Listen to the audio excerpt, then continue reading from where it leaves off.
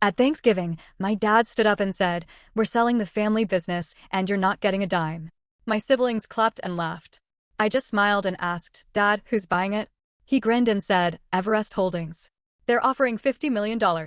I laughed. "Dad, I am Everest Holdings." The whole room went dead silent. I remember that Thanksgiving like it was yesterday. My dad, usually so composed, was practically vibrating with excitement, whispering secrets to my mom, oblivious to the quiet storm brewing inside me. They were about to drop a bombshell that would change our family forever, but what they didn't know was, I had a much bigger one ready to detonate. Growing up in Brooklyn, one of Boston's wealthiest suburbs, our colonial house with its 6 bedrooms and heated indoor pool looked like the American dream. My grandfather, Robert Adams, started Adams Software Solutions in his garage back in '78, building it into a regional powerhouse. Then my dad, Harold Adams, took over in '95 and aggressively expanded it from a $10 million family business to a $50 million enterprise. Every holiday, every vacation, every weekend barbecue inevitably turned into a celebration of his business genius. The Adams name became synonymous with success, and Dad never let anyone forget it, especially us kids. There were 3 of us. My older brother, Garrett, 38, was the golden child. He partied through college, majored in communications, and still, Dad handed him a vice president position the day after graduation. Garrett spent more time on his boat or with his rotating cast of girlfriends than in the office, but Dad was convinced he was the natural heir. Then there was me, Morgan, perpetually stuck in the middle at 32. Unlike my siblings, I actually inherited my grandfather's passion for technology. I taught myself coding at 12, built my first app at 15, and studied computer science and business at MIT, graduating summa cum laude. I had legitimate, innovative ideas for modernizing the company, but somehow, Dad always looked right through me during business discussions, as if I were invisible. My younger sister, Megan, 29, rounded out our trio. She leveraged our family name to become a lifestyle influencer with hundreds of thousands of followers, showing off perfectly curated glimpses into old New England money. She had zero interest in software or business operations, but never missed an opportunity to post about being an Adams software gal, while contributing absolutely nothing. And my mom, Diane? She came from old Boston money and approached family conflict the way all proper Beacon Hill wives did, by ignoring it completely and pouring another glass of Chardonnay. She played peacekeeper, but ultimately enabled Dad's worst behaviors, especially his dismissal of my business acumen. "Harold, maybe you should listen to Morgan's idea," she'd occasionally suggest at dinner, only to immediately back down when Dad shot her that look. "Diane, please. This is actual business we're discussing," he'd say, before turning back to Garrett to continue their conversation about golf or yacht clubs or whatever non-business topic they were actually discussing. Family gatherings always centered around business talk that somehow excluded me. Dad and Garrett would dominate conversations with industry jargon and inside jokes while I sat silently, despite understanding the technology and market better than either of them. If I tried to contribute, Dad would smile condescendingly and say something like, "That's sweet, Morgan. But leave the business discussions to the people who understand the real world." The breaking point came when I was 22. Fresh out of MIT with honors, I had developed a cloud-based integration solution that could have revolutionized our product line years before competitors even entered that space. I spent months preparing a comprehensive business plan, market analysis, and technical specifications. Dad finally agreed to let me pitch during a board meeting, supposedly as a professional courtesy. I still remember walking into that mahogany-paneled boardroom, laptop and presentation materials in hand, heart pounding with a mixture of nervousness and excitement.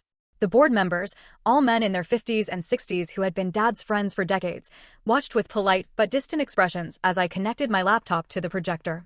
10 minutes into my presentation, Dad checked his watch, sighed loudly, and raised his hand to stop me mid-sentence. "I think we've seen enough," he said with a tight smile that didn't reach his eyes. "Morgan's sweetheart. This is all very creative, but completely impractical for a serious enterprise like ours. Our clients want stability, not experimental technologies." He turned to the board members with an apologetic shrug. "My daughter recently graduated college and is full of these academic ideas. Now, shall we move on to actual business matters?" The humiliation burned through me as I packed up my materials while they chuckled and moved on as if I had never been there. That night, I made a decision that would change everything. I would leave Boston and the family business behind. I would build something of my own, something so successful that even my father couldn't dismiss it. I moved to San Francisco with $5,000 in savings and nothing else. My parents assumed it was just a phase, a tantrum. They indulged me with patronizing amusement. "She'll be back when she runs out of money," I overheard Dad telling Mom on the phone during one of our increasingly rare calls. Those early years were brutal. My tiny studio apartment in a questionable neighborhood cost nearly my entire monthly budget.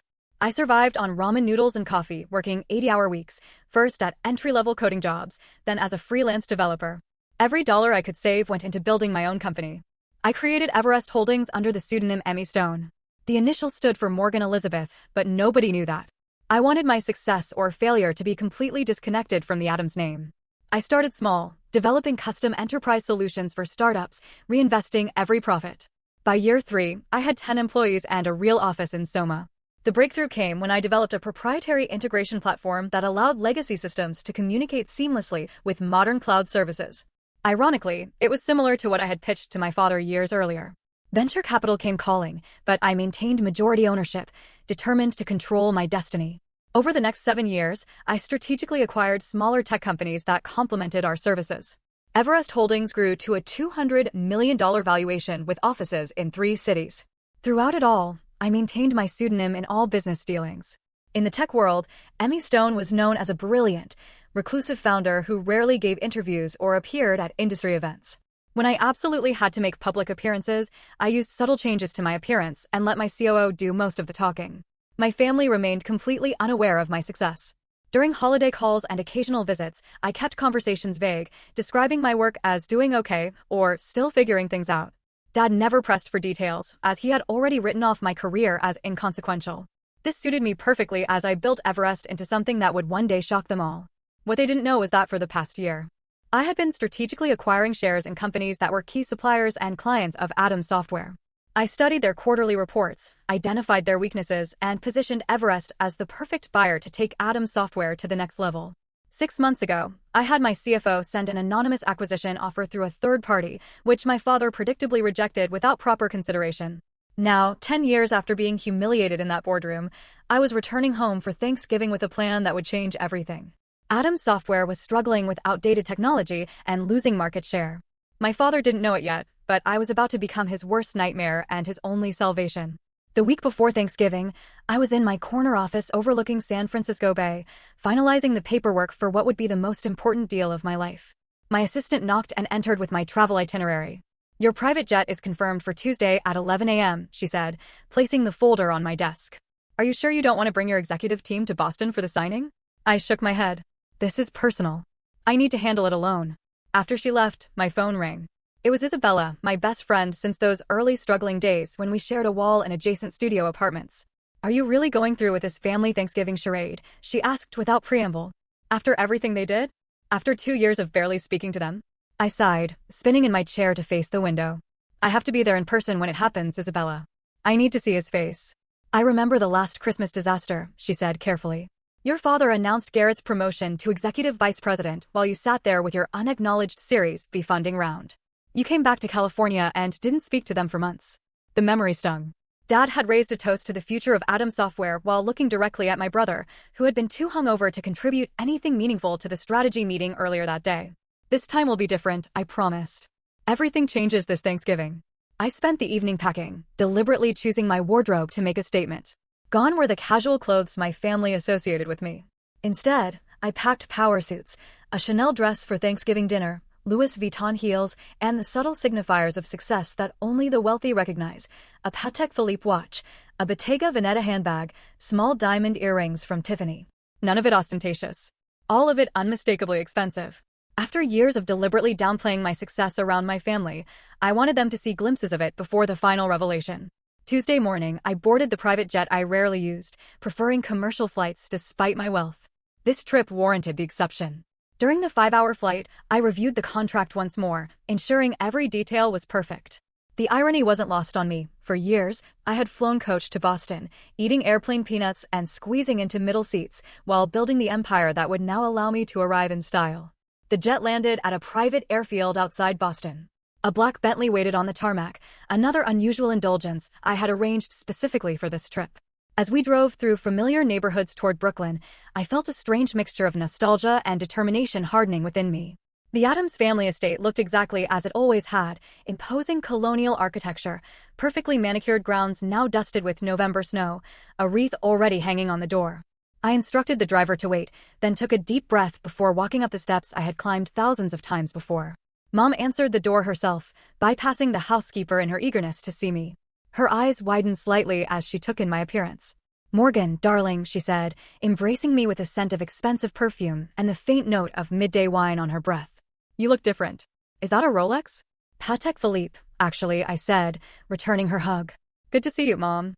She ushered me inside, chattering about Thanksgiving preparations and Megan's latest Instagram milestone. I nodded politely, setting down my bag in the grand foyer with its sweeping staircase and crystal chandelier. Home sweet home, with all its complicated memories. "Your father is in his study," Mom said. "He's been very busy with some big deal. Very hush-hush, even with me." I smiled. "I'll say hello before I settle in." Dad's study had always been somewhat forbidden territory, a masculine sanctuary of leather, mahogany, and business journals. I knocked once and entered without waiting for a response, a small act of defiance. He looked up from his desk, reading glasses perched on his nose. Surprise flickered across his face before settling into his usual mild disinterest. "Morgan, you made it." He stood for a brief, awkward hug, then gestured vaguely toward the chair across from his desk. "The trip from California was good." "Very smooth," I said, deliberately not taking the offered seat. "I flew private. Saves time." A momentary confusion crossed his features. "Private? That must have been expensive." I shrugged. "Business is good." Before he could inquire further, his phone rang, and with a perfunctory, "Excuse me, this is important," he turned away to answer it. I used the opportunity to glance at the papers on his desk. There it was, the Everest Holdings acquisition proposal, with my company logo prominently displayed. My heart raced, but I maintained my composure as he finished his call. "Sorry about that," he said hastily, gathering the papers into a folder. "Big things happening at the company. You wouldn't understand." The familiar dismissal rolled off me like water now. "Of course, Dad. I'll let you get back to it." I left his study and headed upstairs to my old bedroom, which Mom had maintained as a shrine to my teenage self. Debate trophies, computer science awards, and MIT pennants still adorned the walls, dusty testaments to achievements that had never impressed the one person whose approval I had sought most. After freshening up, I headed downstairs and found Garrett in the living room, already drinking scotch at 3 o'clock in the afternoon. He had our father's tall frame and confident posture, but years of privileged indulgence had softened him around the middle. Well, the prodigal sister returns," he said, raising his glass in mock toast. "Still playing with computers in California?" "Something like that," I replied with a tight smile. "How's your little startup doing? Making any money yet?" His condescension was so familiar it almost felt like home. Before I could answer, Megan burst into the room, phone held at the perfect angle to capture her entrance for her Instagram followers. "Morgan is here, everyone." "Family reunion time," she announced to her phone before air-kissing my cheeks. "You look expensive, sis. Did you finally find yourself a rich boyfriend?" "No, just working hard," I said, stepping out of her camera frame. Garrett brought his new girlfriend, Megan stage whispered, still recording. "Amber. She's 24 and does yoga, professionally." On cue, a willowy blonde entered the room wearing designer jeans and a cashmere sweater that highlighted her perfect figure. Garrett immediately pulled her to his side with proprietary pride. "Amber, this is my sister Morgan. She lives in San Francisco and does tech stuff." His vague wave dismissed a decade of my professional accomplishments. "Oh my God, I love San Francisco," Amber gushed. "The shopping is amazing." Our awkward small talk was interrupted by the sound of Dad's raised voice from his study. Though the words were muffled, his excited tone carried through the house. "Yes, absolutely. Tomorrow after Thanksgiving. $50 million is the final offer. Everest Holdings has been very insistent on the terms." I excused myself to the kitchen, needing a moment alone. The household staff had always been kinder to me than my own family. Maria, our housekeeper of 20 years, was preparing vegetables for tomorrow's feast. "Miss Morgan," she smiled warmly. "It is good to see you. You look well. California agrees with you." "Thanks, Maria. Need any help?" She shook her head. "Your mother wants everything perfect for tomorrow. Big day, she says. Your father has news." I nodded, wondering if the entire household staff knew about the sale before his own children did. So I gathered. The pre-dinner drinks hour was excruciating. Mom fluttered about with forced cheerfulness. Dad checked his phone every 3 minutes. Garrett bragged about his new boat to anyone who would listen. And Megan documented everything for her followers. I sipped my wine slowly, observing the family dynamics with new eyes. No longer the hurt daughter seeking validation, but a successful businesswoman about to change the game entirely. "Dinner is ready," Mom finally announced, ushering us toward the formal dining room where the family had gathered for holiday meals for 3 generations. I took a deep breath and followed them, knowing that by the time dessert was served, nothing would ever be the same. The Addams family Thanksgiving dinner had always been a formal affair. The massive mahogany dining table gleamed under the light of the crystal chandelier, set with the Wedgwood china that only emerged for special occasions. Sterling silver candelabras held ivory tapered candles, casting a warm glow over the autumnal centerpiece of pumpkins, gourds, and fall foliage that Mom had undoubtedly commissioned from the most expensive florist in Boston. I noted with mild amusement that I had been seated at the far end of the table, as far from Dad at the head as physically possible. Typical. Garrett sat at Dad's right hand with Amber beside him, while Megan occupied the spot to Dad's left. Mom took her traditional place at the opposite end with me beside her, symbolically separated from the inner circle of family business by the length of polished wood between us. Maria and the kitchen staff brought out course after course: butternut squash soup garnished with creme fraiche, harvest salad with candied walnuts and cranberries, and finally, the turkey, a 25-pound bird roasted to golden perfection, accompanied by all the traditional sides. Dad carved with ceremonial precision while Megan filmed for her social media, providing running commentary. And here's Daddy carving the turkey, just like his father before him, continuing the Addams family tradition of excellence in everything they do. I caught Mom wincing slightly at Megan's performance before taking a large sip of her wine. By my count, it was her fourth glass since I had arrived. Once our plates were filled, Dad raised his glass for the traditional Addams family gratitude ritual. Another performance where we each shared what we were thankful for this year. It had once been meaningful before it devolved into a competitive status report. Garrett went first, as the eldest always did. "I'm thankful for another record-breaking quarter at Addams Software," he began, though I knew from my research that the company had actually lost market share for the third consecutive quarter. "And for my new 42-foot yacht, the Addams Legacy." He squeezed Amber's hand. "And for new beginnings with this amazing woman." Amber giggled and kissed his cheek, while Megan made exaggerated gagging motions when Garrett wasn't looking. Megan went next, phone still in hand. "I'm so thankful to have reached 1 million followers this year. My collaboration with Luxury Life Cosmetics has been amazing, and I'm grateful to be an Addams and represent our family brand to the world." She beamed at Dad, who nodded approvingly, though he had often complained privately about her frivolous career. When my turn came, I set down my fork and spoke clearly. "I'm thankful for the lessons life has taught me. That sometimes rejection leads to the right path, that persistence matters more than privilege, and that success is the best teacher." I raised my glass. "To finding your own way." Dad frowned slightly, perhaps detecting something in my tone, but quickly moved on to his own gratitude speech, which predictably centered on the business legacy he had built. Mom offered generic thanks for family and health, her words slightly slurred. Throughout the meal, Dad seemed distracted, checking his phone under the table and occasionally whispering to Mom, whose smile grew increasingly strained. Garrett dominated the conversation with stories about clients he had supposedly impressed, while Megan interrupted regularly to share comments from her followers watching her Thanksgiving Instagram story. As Maria brought in the pumpkin and pecan pies, Dad suddenly tapped his knife against his crystal water glass, the sharp ping cutting through the dinner conversation. "I have an announcement to make," he said, standing at the head of the table with the authority of someone accustomed to commanding rooms. "One that affects everyone here." The table fell silent. Even Megan lowered her phone. "As you know, I have dedicated my life to building Addams Software into a leader in our industry. But all good things evolve, and the time has come for change." He paused dramatically. "I have decided to sell the company." Garrett choked on his wine. "What?" "Dad, you can't be serious." Dad raised his hand for silence. "I have been in negotiations for months with a very interested buyer. The deal will be finalized tomorrow." Megan gasped theatrically. "But Daddy, what about the Addams legacy? My brand is built around being an Addams Software S." "That brings me to the second part of my announcement," Dad continued, his expression unreadable. "The proceeds from the sale will not be going to you children as inheritance." Now both Garrett and Megan erupted in protest. "That's our birthright." Garrett slammed his fist on the table, rattling the china. "What do you mean?" Megan wailed, now live streaming the family drama to her followers. "Where's the money going?" Dad waited for their outbursts to subside. "Your mother and I will be using part of it for our retirement. The rest will go to establishing the Addams Foundation, a charitable organization to support technology education." "This is Bull's asterisk asterisk asterisk." Garrett stood, his face flushed with anger. "I've given 10 years to this company. You promised it would be mine someday. You promised all of us." Megan joined in, tears streaming down her face, though she kept her phone carefully angled to capture her most flattering crying angle.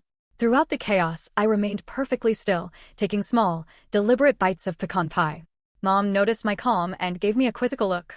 "Morgan," she said quietly, "you don't seem surprised." The table gradually quieted as everyone turned toward me, suddenly remembering my presence. "Actually, I," said, setting down my dessert fork with precision. I have just one question. I looked directly at my father. Who is the buyer? Dad's chest puffed with pride, pleased to have important information that we didn't. A very successful tech investment firm called Everest Holdings. They're paying $50 million, which is more than generous given our recent market challenges. I took a sip of water, using the moment to steady myself for what came next. The room felt charged with a strange electricity, the moment suspended between the past and future. Dad, I said finally, my voice calm and clear. I am Everest Holdings. The room went completely silent. I could hear the antique grandfather clock ticking in the hallway, marking the seconds of frozen disbelief. For several heartbeats, nobody moved. The silence was absolute, as if the air itself had solidified around us. I watched the emotions play across my father's face in rapid succession: confusion, disbelief, shock, and finally, the first flickers of anger. Garrett was the first to react, knocking over his wine glass as he stood abruptly. The red liquid spread across the white tablecloth like blood, a vivid punctuation to the moment. What the hell are you talking about? He demanded, looking between Dad and me with growing panic. Megan, incredibly, was still live streaming, her hands shaking as she captured what was quickly becoming the most dramatic content her followers had ever seen. Oh my God, she whispered to her phone. Did my sister just say she owns Everest Holdings, the company buying our family business? Mom reached for her wine glass, found it empty, and promptly grabbed the bottle instead. I stood slowly, feeling a strange sense of calm after carrying this secret for so long. Emmy Stone, I said. Morgan Elizabeth Stone. That's the name I've been using professionally for the past decade, while building Everest Holdings into a $200 million company. Dad found his voice at last. This is preposterous, he sputtered. Everest Holdings is run by Emmy Stone, a respected technology investor. Not by my daughter, who has been playing at startups in California. I reached into my purse and removed my business card case, made of sleek brushed platinum with the Everest Holdings logo engraved on its surface. I slid a card across the table toward him. Actually, Dad, I am Emmy Stone. I founded Everest Holdings 10 years ago after you dismissed my business proposal and humiliated me in front of your board. Dad snatched up the card, staring at it as if it might transform in his hands. This is some kind of joke, he said, but his voice had lost its certainty. Everest Holdings now owns controlling interests in Nexus Technologies, Data Stream Solutions, and Tech Core Industries, I continued, naming Atom Software's 3 largest suppliers. We also recently acquired majority stakes in your 2 biggest clients, McKinsey Manufacturing and Westfield Distribution. The Atom Software acquisition is the final piece in a strategic plan I've been implementing for the past 18 months. You've been spying on our business, Garrett accused, his face mottled with rage. That's corporate espionage. No, Garrett. It's called market research. Everything I learned about Atom Software came from publicly available financial reports, industry analysis, and completely legal channels. I turned back to Dad. The truth is, Atom Software has been failing for years. Your technology is outdated. Your management practices are from the last century, and you've lost 22% market share in the past 3 years. How dare you? Dad began, but I cut him off. I tried to help you first, you know. 6 months ago, Everest Holdings sent an anonymous partnership proposal that would have allowed the Atom's name to remain on the company while providing the capital and technology upgrades you desperately needed. You rejected it without even reading past the first page. Dad's eyes widened in recognition. The Phoenix proposal? That was you. I nodded.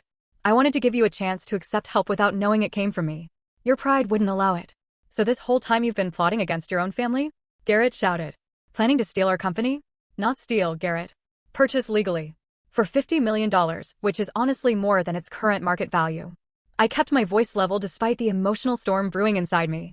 And let's be clear, this company stopped being our family business the day Dad made it evident that only one child would ever have a meaningful role in it, despite that child's complete lack of qualifications or interest in technology. Megan finally lowered her phone, the reality of the situation apparently sinking in. So, you're going to be our boss now? She asked in a small voice. Technically, yes, I confirmed. Though the current management structure will be completely reorganized. Dad stood abruptly, his chair scraping loudly against the hardwood floor. This deal is off, he declared. I will not sell my company to my own daughter as some kind of revenge plot. I shook my head slowly. The contracts are signed, Dad. The board has approved the sale. The press release goes out tomorrow at 9 a.m. Eastern Time. Legally, Everest Holdings already owns Atom Software. I'll fight this, he threatened, though the uncertainty in his eyes told me he already knew I had outmaneuvered him. My lawyers will. Your lawyers have already vetted the deal extensively, I interrupted gently. They advised you it was the best offer you would get in the current market. What exactly will you tell them now that you're upset because the brilliant CEO you've been negotiating with turns out to be your daughter? Mom spoke for the first time since my revelation, her words slightly slurred, but her gaze surprisingly clear. All these years, Morgan, all these years you were building this while you thought I was failing, I finished for her. Yes, exactly. Dad slammed his hand on the table. You have a choice to make right now, Morgan. You can be my daughter, or you can be the person who took my company. You cannot be both. The ultimatum hung in the air between us, so predictable it almost made me sad. 10 years ago, it would have devastated me. Now it merely confirmed what I had always known. That's where you're wrong, Dad, I said quietly. I am both. I always have been. You just refuse to see it. Megan had started crying in earnest now, mascara tracking down her perfectly contoured cheeks. What happens to us? To our trust funds? Our positions? That depends, I answered honestly. On whether you want to actually work for the company or just claim its benefits. Garrett pointed an accusing finger at me. You planned this for Thanksgiving deliberately, didn't you? To humiliate us in front of the whole family. I planned it for Thanksgiving because I knew everyone would be here, I corrected him. And because 10 years ago at Thanksgiving dinner, Dad announced that he was promoting you to vice president despite your complete lack of qualifications. While telling me my degree from MIT and 3 years of coding experience wasn't enough to warrant even an entry-level management position. Dad's face flushed at the reminder. That was different. Garrett is my son, my firstborn. And there it is, I said softly. The real reason I was never given a chance. Not my ideas, not my education, not my work ethic. Just my gender. The painful truth silenced the room again. Even Garrett had the grace to look uncomfortable. This conversation is over. Dad finally declared. Everyone out. I need to call my attorneys. He stormed from the dining room, the sound of his study doors slamming echoing through the house moments later. Mom rose unsteadily to her feet. I should go check on him, she murmured, though she paused beside my chair. Are you really worth $200 million? I nodded. And all those times you couldn't come home for Christmas because you said you couldn't afford the plane ticket, I was running a company, Mom, and I needed you all to keep underestimating me. She touched my shoulder briefly, an unreadable expression on her face, then followed after Dad. As the dining room emptied, I remained seated, looking at the abandoned Thanksgiving feast around me. The turkey had grown cold, the candles burned low, and the family I had once desperately wanted to impress had scattered in shock and anger. It should have felt like victory. Instead, a hollow ache spread through my chest as I realized that while I had finally earned their attention, I was further than ever from earning their understanding. I retreated to my childhood bedroom as the house descended into chaos below. Through the floor, I could hear Dad shouting on the phone, presumably to his lawyers, while Mom's placating tones rose and fell in counterpoint. Occasionally, Garrett's angry voice would join the cacophony, followed by Megan's dramatic wailing. My old room remained frozen in time, a museum to the person I had been. The twin bed with its navy blue comforter, the desk where I had spent countless hours coding and dreaming, the bookshelves lined with computer science textbooks, and the few fantasy novels I had allowed myself as rare indulgences. Debate trophies and academic medals gathered dust on the shelves, achievements that had never impressed the one person whose approval I had sought most. I ran my fingers along the spines of my old journals, pulling one out at random. Inside were detailed business plans, algorithm sketches, and notes for the very cloud integration platform that had eventually become Everest's flagship product. The irony wasn't lost on me that everything I had built had begun right here, in the room where I had felt most invisible. A sharp knock on the door interrupted my thoughts. I opened it to find Garrett, his tie loosened and face flushed with either anger or alcohol, possibly both. We need to talk, he said, pushing past me into the room without waiting for an invitation. I closed the door and leaned against it, arms crossed. About what, Garrett? How I ruined your Thanksgiving. Or how you plan to inherit a company you helped run into the ground. You think you're so clever, he hissed, pacing the small space like a caged animal. Little Morgan with her computers and her secret identity. Did you enjoy lying to our faces all these years? About as much as you enjoyed taking credit for my ideas, I replied evenly. Remember when I suggested Atom Software should move to cloud-based solutions 6 years ago during Christmas dinner? Dad dismissed it as trendy tech jargon, but somehow 3 months later, you presented the exact same concept as your own strategic vision. Garrett stopped pacing, his expression darkening. I was the one who stayed. I was the one who put in the time at the company while you ran off to California to prove some point. You put in time? Yes, but what did you actually contribute, Garrett? Besides expenses on the company credit card for client dinners at strip clubs and a corner office you used primarily for naps between hangovers. His face contorted with fury. You don't know what you're talking about. I brought in the Westfield account. Westfield came to Atom Software because I personally reached out to their CTO as Emmy Stone and recommended your services as part of my long-term acquisition strategy, I informed him. And I know exactly what I'm talking about because I've been auditing the company remotely for the past year as part of my due diligence, including the financial records you thought were only accessible on the local server. The color drained from his face. What are you saying? I know about the $300,000 you embezzled through fake vendor accounts, Garrett. I know about the phantom consulting fees that went directly to your personal offshore account. I know everything. He took a threatening step toward me. You can't prove any of that. I have transaction records, account numbers, and IP logs showing the falsified entries came from your office computer on days when only you were present in the building. I held his gaze steadily. I'm not planning to pursue criminal charges, Garrett. That would hurt the company during the transition, but don't test me. You be asterisk, asterisk, asterisk, asterisk, he whispered, hands clenching into fists at his sides. You destroy your own brother. I would hold accountable a thief who happens to be related to me. I corrected him. There's a difference. We stood in tense silence until he finally turned away. This isn't over, he warned, yanking open the door. Actually, it is, I said to his retreating back. You just don't realize it yet. I had barely closed the door when another knock came. This time it was Megan, her makeup freshly touched up despite the tear tracks still visible on her cheeks. So you were like a secret millionaire, she said without preamble, entering my room and immediately sitting on my bed. That's actually kind of badass. I couldn't help but laugh at her rapid pivot. Is that what you were going with 5 minutes ago? You were crying about losing your heiress status. She shrugged, examining her manicure. I'm adaptable. It's essential for influencer longevity. She looked up with sudden calculation in her eyes. Just think of the content we could create together. My sister, the tech mogul. My followers would eat that up. Is that why you're here, Megan? To propose a business collaboration.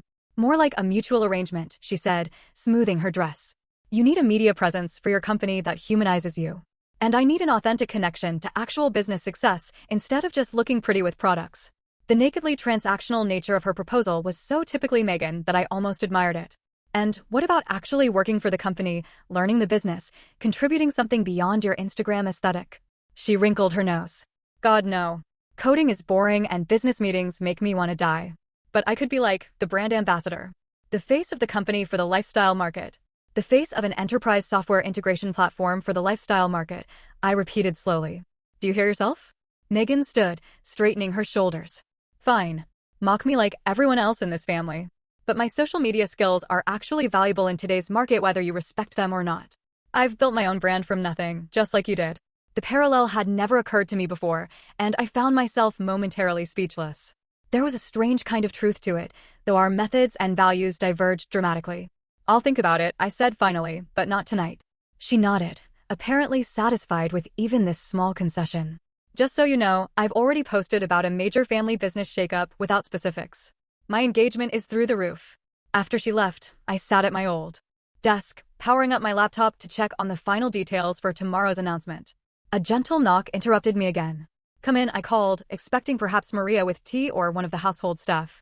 Instead, Mom entered, looking surprisingly sober given the amount of wine she had consumed at dinner. She had changed from her dinner dress into a cashmere sweater and slacks, her armor of Boston society wife temporarily set aside.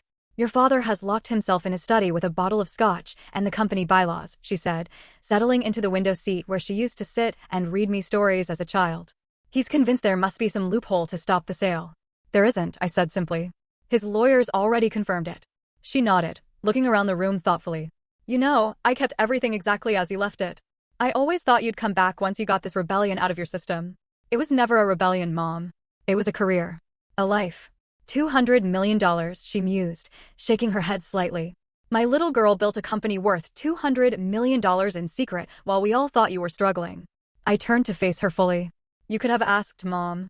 Any of you could have shown genuine interest in what I was doing, but none of you ever really wanted to know.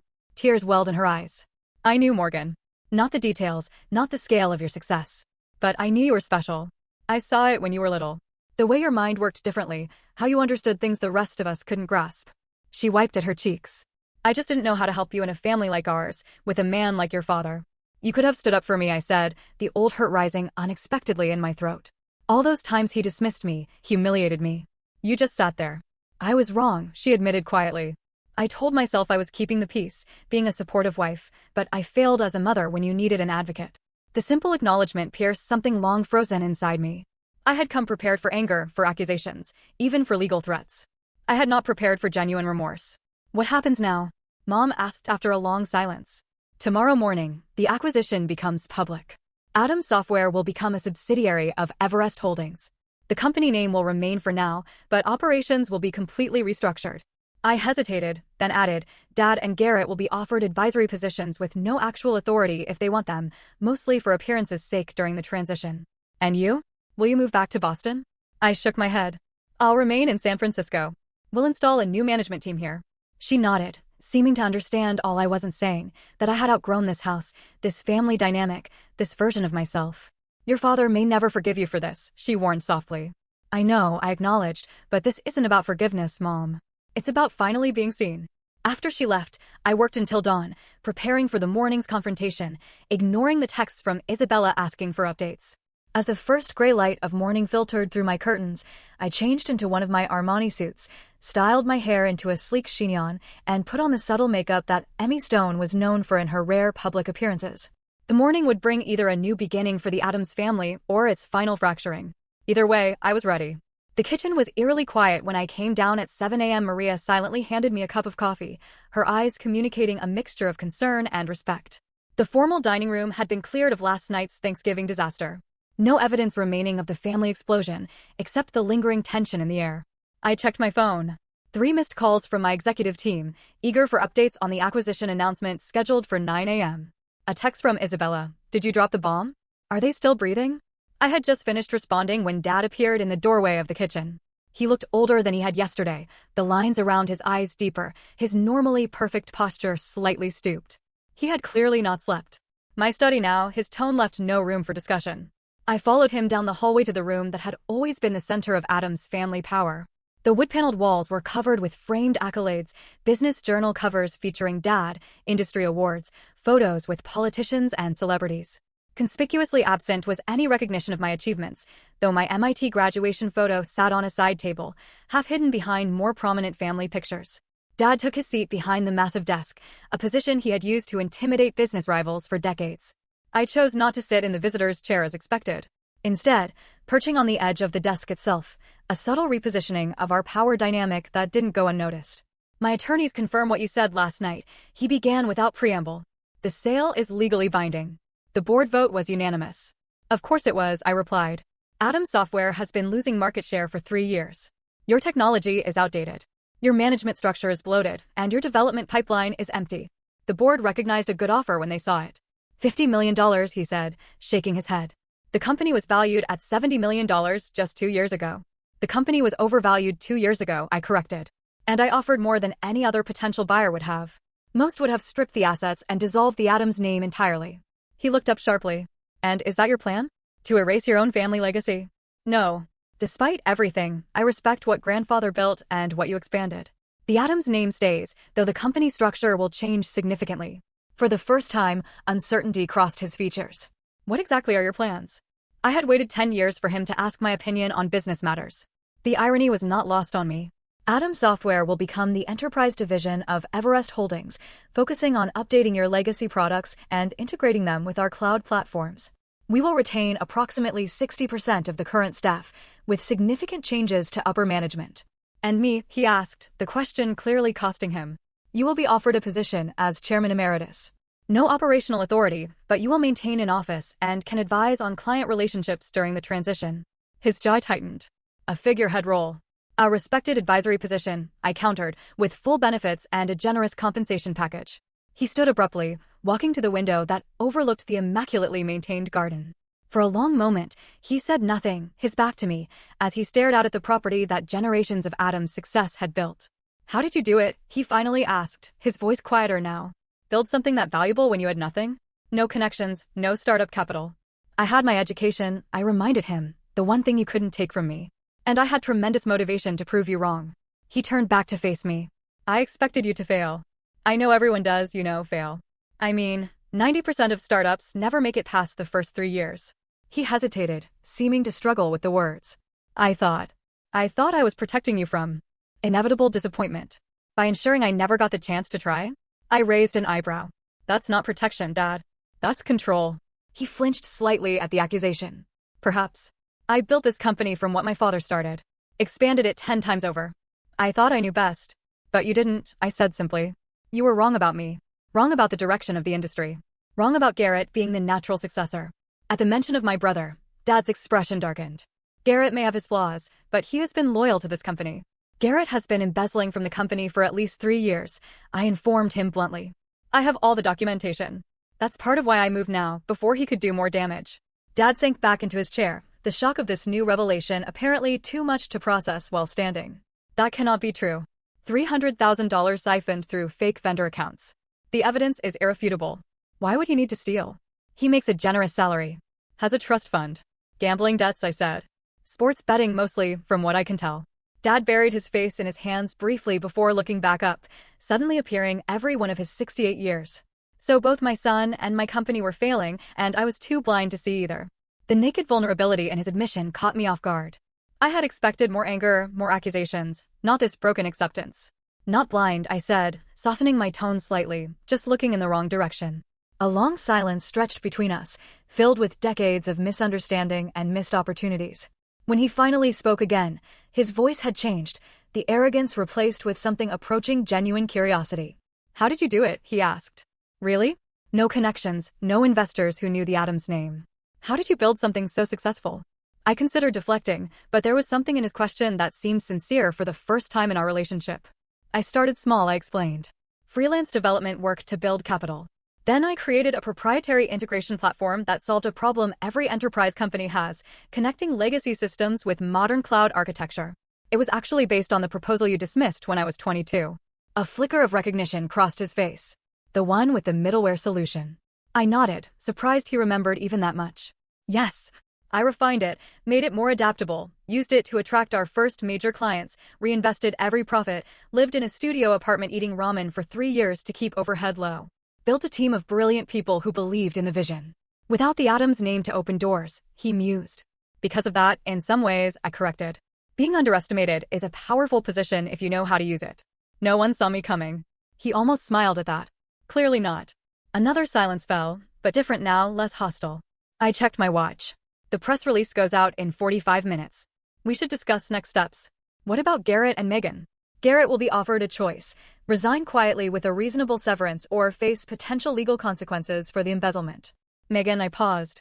Considering Megan actually made a compelling case last night for serving as a brand ambassador, her social media skills are legitimately valuable in the right context. Dad looked genuinely surprised. You'd keep them involved? After everything. This was never about destroying the family, Dad. It was about claiming my place in it on my terms. He nodded slowly, his gaze dropping to the papers on his desk, then rising again to meet mine with unexpected directness. You outmaneuvered me completely, he said. And I was startled to detect a note of something almost like pride in his voice. Your grandfather would have been impressed. Coming from him, it was as close to approval as I had ever received. I felt a complicated emotion rising in my chest. Not quite vindication, not quite forgiveness, but something hovering in the space between. I learned from watching you, I acknowledged, even when you didn't think I was paying attention. He extended his hand across the desk. So, Chairman Emeritus? I took his hand, sealing the first professional agreement we had ever made as equals. Welcome to Everest Holdings, Dad. 6 months after that fateful Thanksgiving, I stood in the newly renovated headquarters of Adams Everest Technologies. The former Adams software building had been transformed with open workspaces, state-of-the-art technology, and a collaborative environment that respected the company's history while embracing its future. My role as CEO of Everest Holdings meant I split my time between San Francisco and Boston, overseeing the integration of the two companies and the evolution of our expanded product line. The transition hadn't been easy, but it had been more successful than even my optimistic projections had anticipated. Dad had surprised everyone by embracing his chairman emeritus role with unexpected grace. Once the initial shock and anger had subsided, he found satisfaction in mentoring younger team members and maintaining relationships with long-standing clients. We had established a weekly meeting where he could offer insights on company history and industry relationships, and I found myself actually looking forward to these sessions. For the first time, we were building a relationship based on mutual respect rather than expectations and disappointments. Garrett's situation had been more complicated. After facing the evidence of his embezzlement, he had initially threatened legal action against both me and the company. Eventually, cooler heads prevailed when he realized his options were limited. He accepted a conditional offer, repayment of the stolen funds, resignation from his executive position, and enrollment in an MBA program if he wanted any future role in the business. To my surprise, he chose education over exile and was now halfway through his first semester, calling occasionally with genuine questions about business strategy. Megan had flourished in her new role as brand ambassador for our consumer products division, a small but growing part of the business that benefited from her social media expertise. Her followers had been captivated by the dramatic family business saga, which she carefully presented as a story of female empowerment and family reconciliation, rather than the more complex reality. Her tech heiress rebrand had actually opened doors to younger markets we had previously struggled to reach. Mom had perhaps changed the most. She started volunteering with women's education initiatives and even joined the board of a tech incubator for female founders.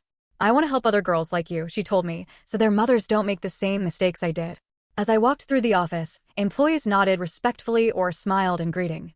I was no longer Emmy Stone, the mysterious founder, nor Morgan Adams, the forgotten middle child.